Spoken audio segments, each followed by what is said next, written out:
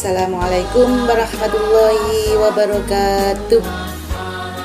Anak-anakku yang soleh dan solihah, kita berjumpa lagi pada pagi hari ini dalam pembelajaran bahasa Indonesia.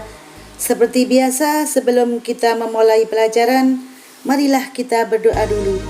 Semoga mendapatkan perlindungan dari Allah Subhanahu wa Ta'ala dan mendapatkan ilmu yang bermanfaat.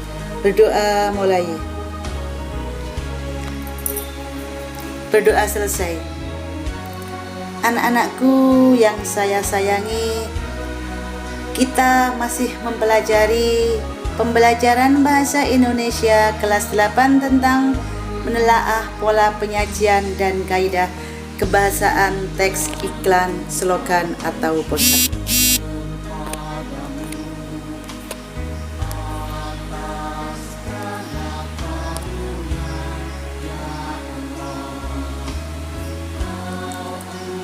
Pada pagi hari ini yang kita bahas adalah KD 3.4 tentang menelaah pola penyajian dan kebahasaan teks iklan, slogan atau poster yang membuat bangga dan memotivasi dari berbagai sumber yang dibaca dan didengar, yang memiliki tujuan setelah pembelajaran selesai, kalian diharapkan dapat mengidentifikasi unsur kebahasaan teks iklan, slogan, dan poster, menyusun kalimat iklan, slogan, atau poster dengan bahasa yang tepat. Sekarang marilah kita jelaskan menelaah pola, struktur, dan kaidah kebahasaan teks iklan, slogan, dan poster.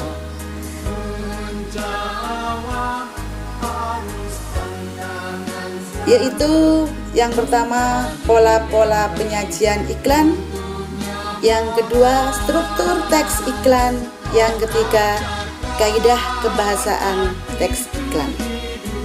Marilah kita jelaskan satu persatu.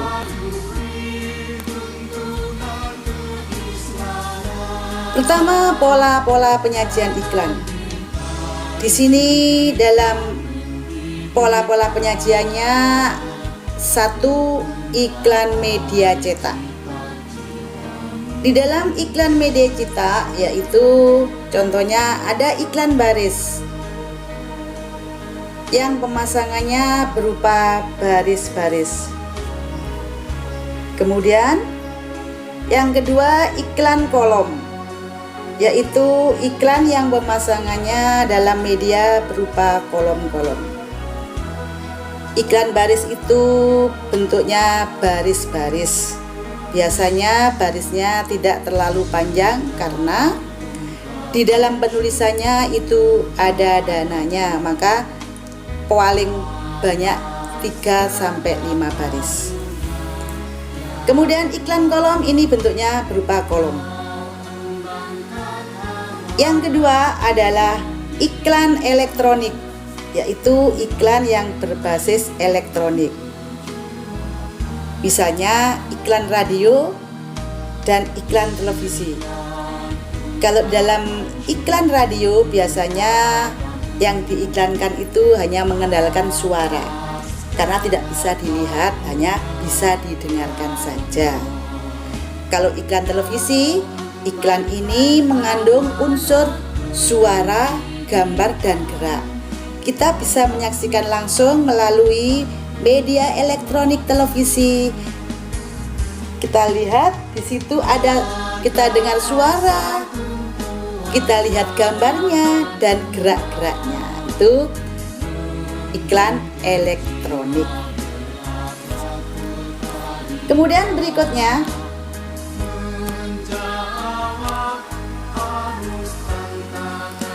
struktur teks iklan.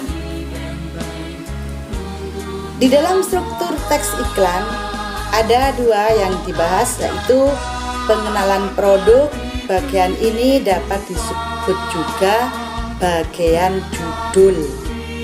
Biasanya paling atas sendiri itu kalau struktur iklan. Yang kedua, pernyataan persuasif, berisi pernyataan tentang kelebihan produk yang ditawarkan. Di dalam pernyataan persuasif berisi pernyataan tentang kelebihan produk ini, isi dari apa yang disampaikan dalam iklan itu. Jadi selain itu, dalam iklan sering disajikan pula slogan, gambar-gambar produk, serta nama dan logo perusahaan. Itu dicantumkan juga. Sekarang yang kita bahas adalah kaidah kebahasaan teks iklan, slogan, dan poster. Teks iklan bertujuan menawarkan produk baik berupa barang maupun jasa. Oleh karena itu, kata-kata yang muncul umumnya bersifat persuasif, bujukan atau dorongan tentang suatu kebiasaan ataupun gaya hidup. Pernyataan teks iklan umumnya bersifat imperatif, yakni permintaan, ajakan, dorongan, atau larangan. Kalimat imperatif ditandai kata-kata seperti temukan, ikutilah, hadirilah, wujudkan, nyatakan, nikmati, sebaiknya, marilah, ayo, dan janganlah. Nah, itu kata-kata yang dipakai dalam pernyataan yang bersifat imperatif. Bahasa yang digunakan sederhana, mudah dipahami, dan mudah diingat. Di samping itu, memberikan kesan positif tentang produk yang ditawarkan. Jadi, iklan itu harus memberikan pesan yang positif. Jadi dapat dipercaya. Itu yang digunakan dalam bahasa iklan. Sekarang kaidah kebahasaan teks iklan. Ada 4. Yang pertama, menggunakan kalimat sederhana, singkat, mudah diingat dan dipahami. Jadi di dalam kebahasaan itu kalimatnya sederhana. Yang dimaksud kalimat sederhana itu singkat, tidak terlalu panjang, mudah diingat dan dipahami. Kalau bahasa iklan itu terlalu berbelit-belit, tentunya tidak efektif, sulit dipahami. Yang kedua, kalimat persuasif yang bertujuan meyakinkan pembaca. Kalimatnya dalam iklan harus persuasif untuk meyakinkan pembaca. Jadi pembaca itu melihat apa yang diiklankan itu yakin dan akan mengikuti. Yang ketiga, menggunakan subjek orang pertama dalam pemasangan iklan. Subjek orang pertama yaitu aku, saya, dan kami. Tuh. Yang ketiga adalah yang keempat, maksud saya, maaf di sini keliru cetak ya. Yang keempat, menggunakan kalimat fakta, nyata, dan opini, pendapat perorangan. Maksudnya di sini dalam pemasangan iklan kalimatnya fakta, bisa dibuktikan kenyataannya, kebenarannya, dan juga opini. Opini ini maksudnya pendapat perorangan. Itu kaidah kebahasaan dalam teks iklan. Sekarang kaidah kebahasaan poster.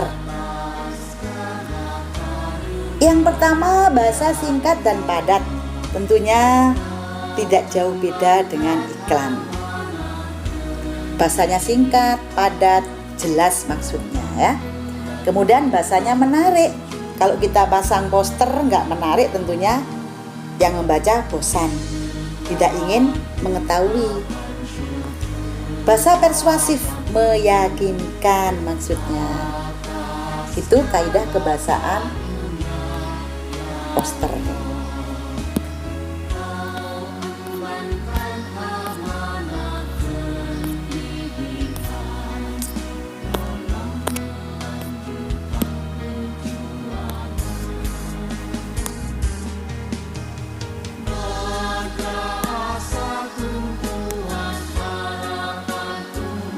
Nah, sekarang kita lanjutkan mengenai kaidah kebahasaan slogan. Ada 4 kalimat pendek tetapi padat dan jelas dalam menyampaikan topik. Hampir sama juga ya, kalimatnya jelas, padat. Kemudian menggunakan pilihan kata yang mudah diingat, menarik dan mudah dipahami juga. Menggunakan kalimat persuasif yang bertujuan untuk meyakinkan pembaca. Yang terakhir, memerhatikan kepaduan bunyi. Nah, maksudnya apa di sini? Contoh dalam slogan, perhatikan sehatmu sebelum sakitmu. Di sini maksudnya kepaduan bunyi, sehatmu dan sakitmu. Ini bunyinya sama, bunyi akhir. Itu yang dimaksud dengan kepaduan bunyi. Anak-anak, itulah tentang pola penyajian teks iklan, slogan dan poster, dan kaidah-kaidah kebahasaannya.